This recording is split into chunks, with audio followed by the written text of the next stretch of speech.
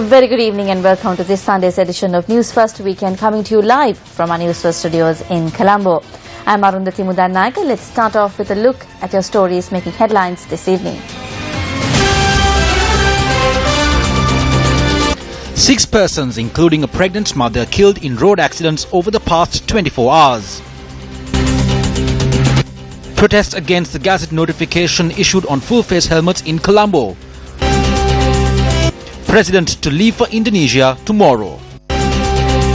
Private hospital in Malabar to be taken over by the government. A statement from the health minister. 1996 Cricket World Cup hero Asanka Gurusinghe joins SLC administration. Sri Lanka Navy's Avishka Madosa wins Air Force Cycle Race 2017. And now the stories in detail. The first ever Indian Ocean Rim Association Leaders Summit commenced in Jakarta, Indonesia today. President Maithripala Sirisena will leave the island tomorrow for Jakarta to attend the summit. News First, Amarashri Bandari is currently in Jakarta, Indonesia, and filed this report on the summit earlier this evening. The Indian Ocean Rim Association Leaders Summit will take place at the building complex which is located behind me. The Indian Ocean Rim Association Leaders Summit, which was held with the presence of leaders from several nations, was held for the first time today. President Maithripala Sirisena will arrive in Jakarta tomorrow to attend the summit. The President will address the summit on the day after tomorrow. The President will also hold bilateral discussions with several state leaders, including the Indonesian President. We believe that Sri Lanka will reach into agreements in line with the summit.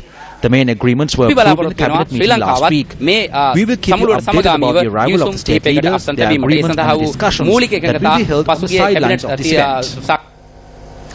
In spite of numerous awareness programs, hoardings and newspaper notices on the importance of road safety, the concept of being responsible motorists and pedestrians seems to be lost on the general public. Bearing testament to this, 6 deaths were reported in the past 24 hours due to road accidents in several parts of the country. A pregnant mother was among those killed. A motor accident took place on the Avisawela-Nitambua main road around 7 last night as a result of a collision between a private bus and a van in the Erundeni area in Amitirigala. 3 people were killed in the accident, while the police said that 9 people were travelling in the van at the time. We visited Adams Peak the day before yesterday. While we were returning about 15 or 20 kilometers away from home, a bus came on the wrong side of the road and collided with our van in the Amitirigala area. 6 others injured in the accident were admitted to the Avisawela base hospital, while 2 women in critical condition were transferred to the national hospital. Meanwhile, a motor accident took place in the Palampata area on the Kantale-Trincomalee road around 7 last night. The accident occurred when a tractor transporting a harvesting machine from Trincomalee to Kantale collided with an oncoming mini lorry. 16 people travelling in the mini lorry were admitted to the Trincomalee base hospital for their injuries. Meanwhile, a motor accident in the Tiranagama area in Hikkaduwa around 3:30 this morning claimed the life of a youth. The accident took place when a 3-wheeler travelling from Galle to Hikkaduwa crashed into a wall after being unable to control its speed. 3 out of the 4 passengers travelling in the 3-wheeler who sustained injuries were hospitalized. An 11-year-old child was killed in a motor accident which took place in the Makichawa area in Kahadagasdigilia this morning. The accident took place while the child was travelling on a motorbike with his mother when a car collided with their vehicle from behind. The mother of the child, who sustained serious injuries in the accident, has been admitted to the Anuradhapura Teaching Hospital. A motor accident which took place in the Addalapitiya area in Bandarawela this morning claimed the life of an expectant mother. Police said the woman had returned home from the market with her son in the car when the vehicle fell off a 150-meter precipice while she was trying to park it. We were down here when we heard a noise. When I came, the vehicle had fallen and was covered by the trees. There was no one around. I called the people around and got out of the vehicle. The injured child was admitted to the Bandarawela District Hospital for treatment.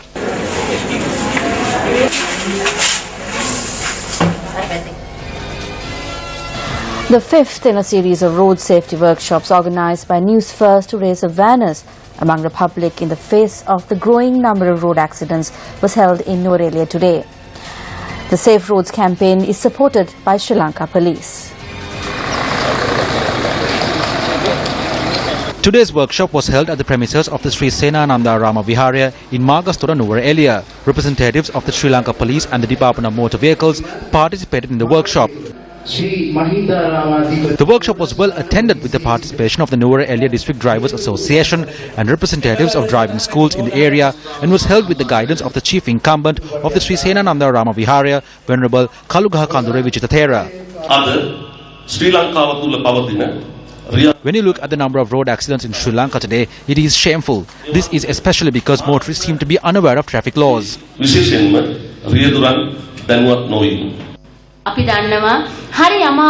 know that life, a gift obtained with much difficulty, can be lost in a second. We need to follow the laws. Let alone the laws, we need to follow our conscience. We must exercise discipline and use our intelligence. If we fulfill our duties and responsibilities in this way, we can bring about a beautiful society. A demonstration was held in Colombo today to protest the gazette notification on the usage of full-face helmets by motorcyclists. The demonstration, organised by the All Island Motorcyclists Association, commenced at the Goldface Green. The gazette notification containing rules to be followed by motorcyclists when using full-face helmets was issued on the night of the 23rd of February, bearing the signature of Transport Minister Nimal Siripala de Silva. According to the gazette, any person riding a motorcycle must wear a protective helmet at all times. While a chin strap must be fastened for safety purposes, the visor of the helmet must be transparent and cannot be tinted or coloured in any way. The gazette notification also says that the helmet must not distort or hide the face of the rider in any way, and that 90% of the helmet should be in a single colour. The Attorney General promised in the Court of Appeal that the use of full-face helmets would be allowed. But now, out of nowhere, they have come up with a 90% rule and a substandard SLS certificate which has no business here, and are putting motorcyclists across the country in difficulty. They are suppressing the use of full-face helmets through this. Our association is aware of what is going on. We call on the police not to write tickets for those using full-face helmets. The protesters signed a petition during the demonstration and then proceeded towards the presidential secretariat.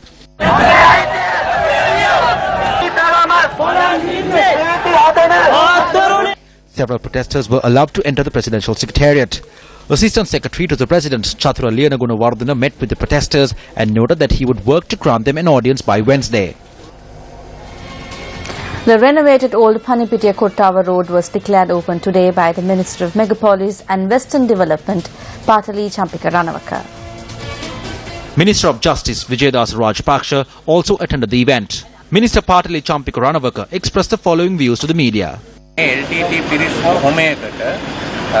Even though they say that a number of former LTTE members have been rehabilitated, they do not have a proper profession when they go into society.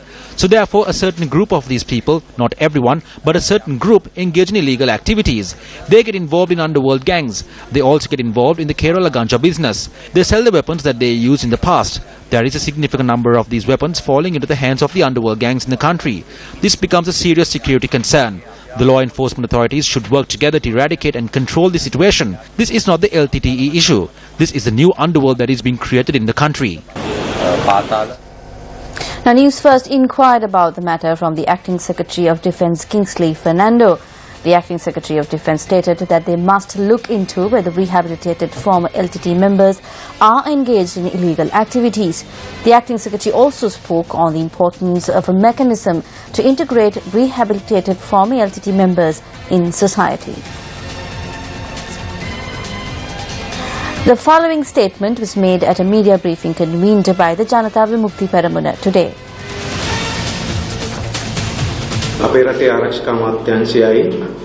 The Ministry of Defence of our country and the Ministry of Defence of the United States of America have signed a joint agreement. This agreement was signed to provide facilities during the times of war in either country. The question here is that the agreement states that it will be renewed for another 10 years. The previous regime signed this agreement in secret without informing the people or the government, that is the Cabinet of Ministers. Instead of annulling it, they are preparing to sign it again. We must not for any reason allow the extension of this agreement, which harms the sovereignty of the country and does not give any benefit to the country, which was signed by the Defence Secretary of the previous regime.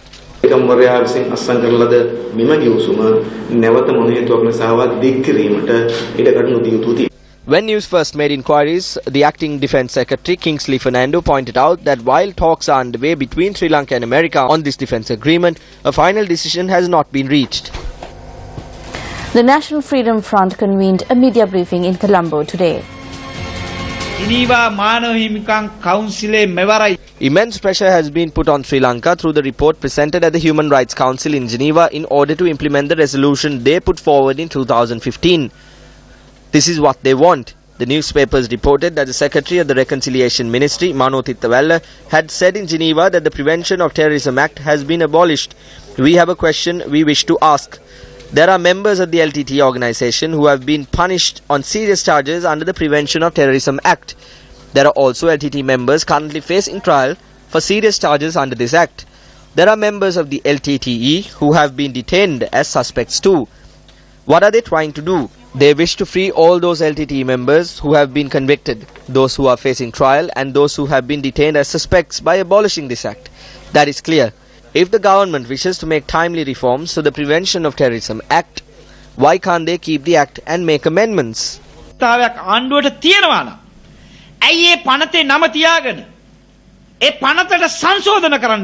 A visit by Christine Lagarde, Managing Director of the International Monetary Fund to Sri Lanka, which is tentatively scheduled for March, has been postponed. IMF spokesperson Gary Wright stated that the decision was reached due to an unforeseen change in Lagarde's schedule. The spokesperson added that Lagarde is looking into the possibility of visiting Sri Lanka in the near future.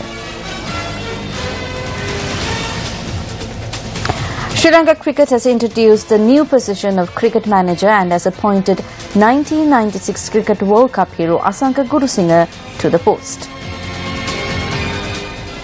Asanka Gurusinghe, a popular cricketer throughout the 90s, was known as the anchor of Sri Lanka's batting lineup during the 1996 World Cup.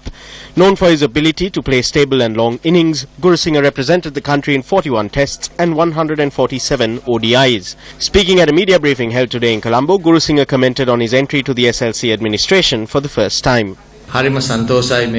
I'm very happy about the opportunity given to me by the President of Sri Lanka Cricket. I'm very happy about this position since it will help us to get results with this young team targeting the 2019 World Cup. I am truly indebted to Sri Lanka Cricket. Since I started playing in 1984, I have been able to come to this position because of Sri Lanka Cricket. I am happy that I am able to assist in this way even after 20 years. Journalists questioned Gurusinghe on whether he is able to join the SLC administration since he had taken up residence in Australia following his retirement. I thought this was a good time to come to Sri Lanka. It is in line with the structure at the Sri Lanka Cricket Board and I know the President and Aravinda very well. I know it will be easy for me to work with them. Although I have been there for 20 years, I have always spoken of Sri Lanka as my home. So I do not think it will be difficult. SLC President Tilanga Sumatipala spoke on the new position. We felt that there was a need for a cricket manager as part of our restructuring of the sporting aspect of the cricket board. So we outlined the duties of the role and we invited Asanka Gurusinghe to join us in this position. Asanka Gurusinghe mahatmayata api aaradhana kara apit ekka ekathu wenna kiyala. On to another one of our headline-making stories. The Minister of Health says the private hospital in Malabe will be taken over by the government. The minister made this statement during a visit to Kandy to call on the chief prelates of the Malwathu and Askeri chapters regarding the oil anointing ceremony for the new year. Minister Dr. Rajitha Senaratne paid obeisance to the temple of the sacred tooth relic and then called on the chief prelate of the Askeri chapter, Most Venerable Warakagoda Nyana Ratna Thera. Minister Senaratne was accompanied by the Chief Minister of the Central Province, Sarath Ekanayaka, and Governor of the Central Province, Niluka Ekanayaka. During the meeting with the Registrar of the Askeri chapter, Venerable Madagama Dhammananda Thera, the Minister expressed views about taking the private hospital in Malabe under the government.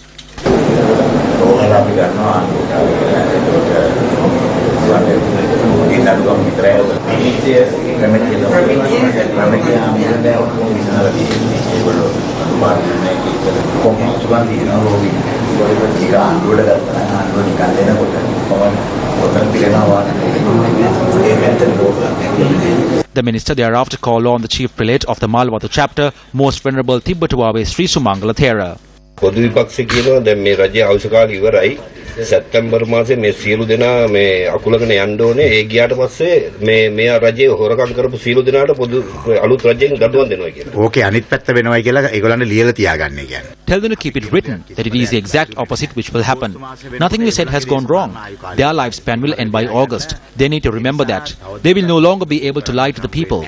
By then, it will be the time for these people to go to jail for their crimes. At the same time, the result of the decisions taken to develop the country will start showing. So by then, all these traditional lies they use will be futile.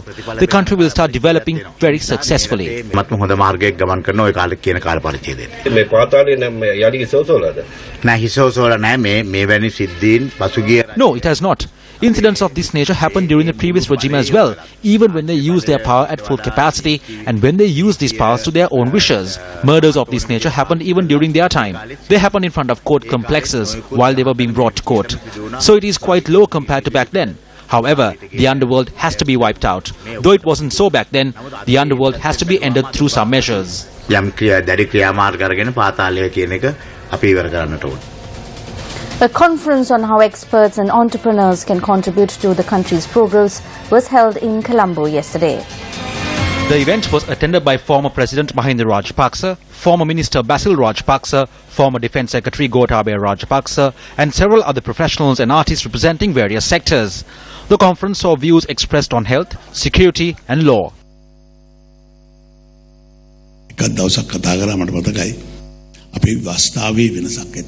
You cannot give promises to the people and work like the deaf and blind. I think I once spoke to GL saying that there should be a change in the constitution. Anything a state employee does out of goodwill isn't a crime. I always said, take whatever decision you want to, fearlessly, and we will stand behind you. But never did we think that there would be an FCID.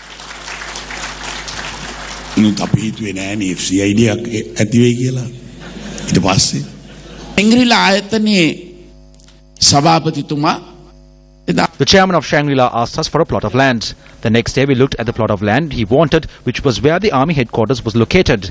Within 2 weeks, we had agreed to provide this land to Shangri-La. At the time he said Sri Lanka was a country you could invest in the fastest. But now if this cannot be done, there is no way the country could be taken forward.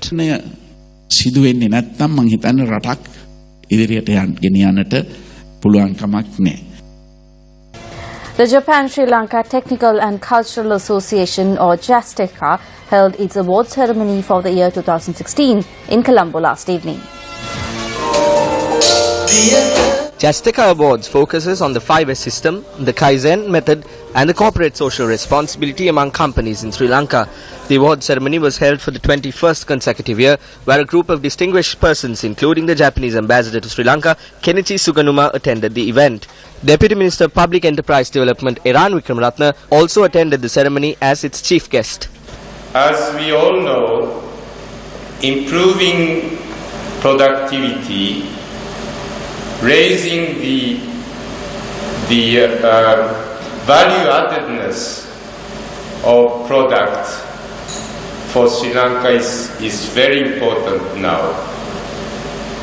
It is both important for the private sector to raise the value addedness of exports from Sri Lanka.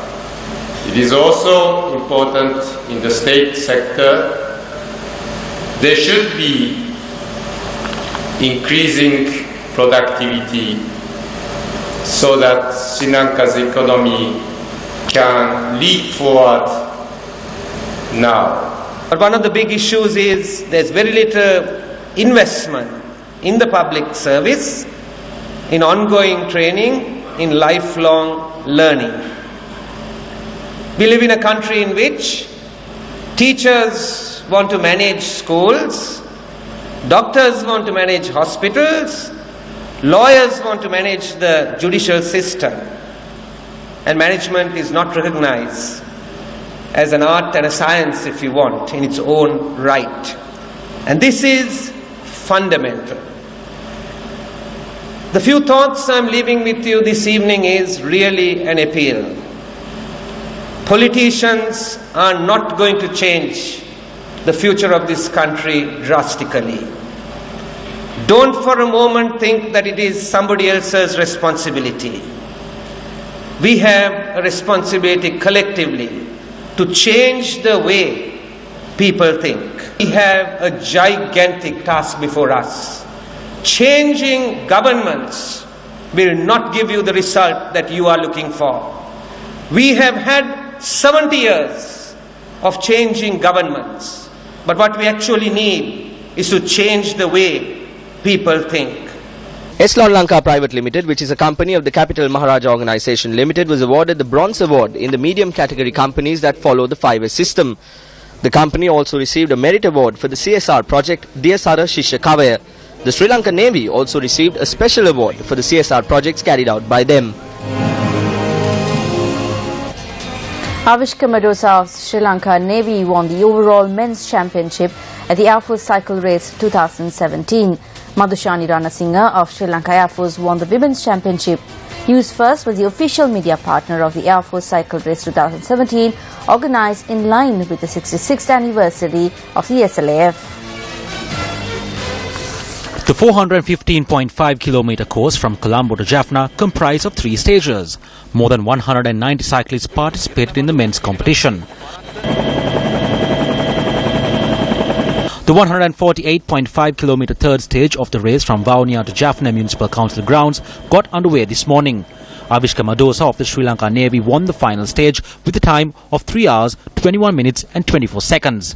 Madosa also won the overall championship with a time of 9 hours, 9 minutes and 38 seconds.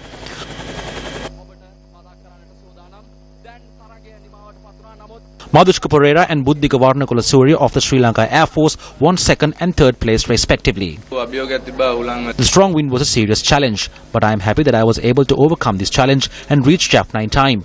Unfortunately, I was the only one from our team who could finish. 26 women participated in the 70-kilometer women's race, which commenced in Kilinochchi. Madhushani Ranasinghe of the Sri Lanka Air Force won the race with a time of 2 hours and 8 seconds. Panshani Sulochana of the Sri Lanka Air Force placed 2nd, while BAS Dilhani of the Army won 3rd place. Avishka Madosa was presented the trophy for winning the 3rd stage and the overall championship. The Sri Lanka Air Force B team won the men's team competition. A meeting of the joint opposition was held in Rakwana today under the theme Podu Jana Satana or People's Fight.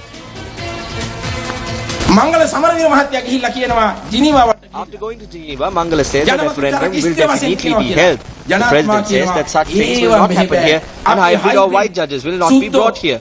When we question in Parliament, the Minister does not answer but stands up and tells us to sit down and says that even in the Rajapaksa regime it was the same. Just like the Prime Minister, the head in Angoda. They don't answer a single question. The Prime Minister is like Andre who lived during the reign of King Kirti Rajasinghe.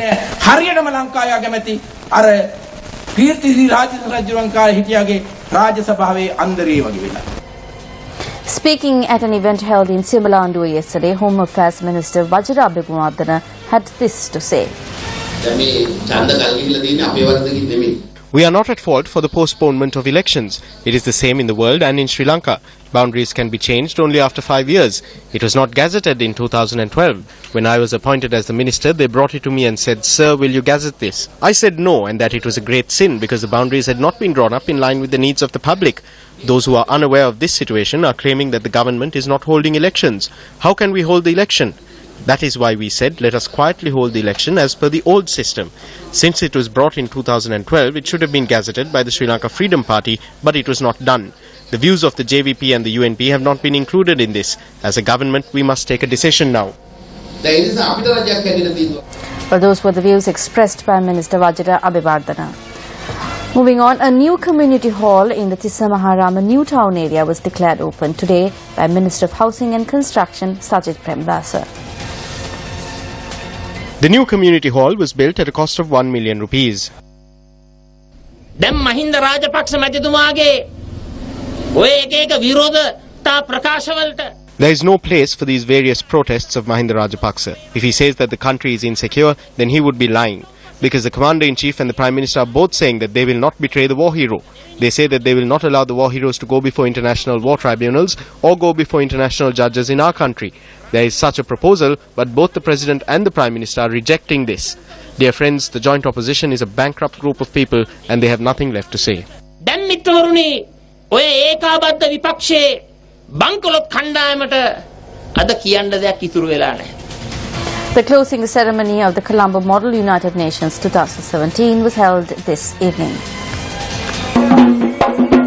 The closing ceremony was held under the auspices of former First Lady Hema Premadasa, the spouse of late President R. Premadasa.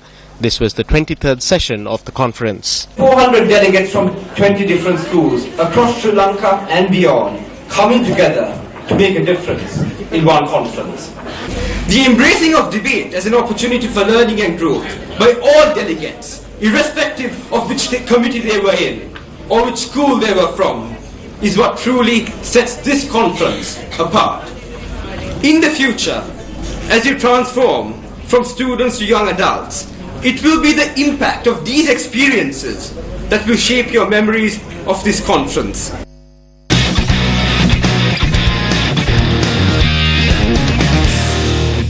And in sports news, Royal College defeated St. Peter's College 17 points to 10 in their school's rugby league match in Colombo 4 this evening.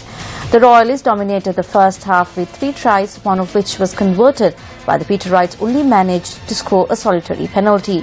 Janata Dilshan scored 2 tries for Royal, while the third came from Himanta Hirusha. At Lemons, the score was 17-3 in favour of Royal College. St. Peter's attempted a comeback in the second half, but fell short, only scoring 1 try courtesy of Stefan Sivraj, who incidentally racked up all 10 points for the home team.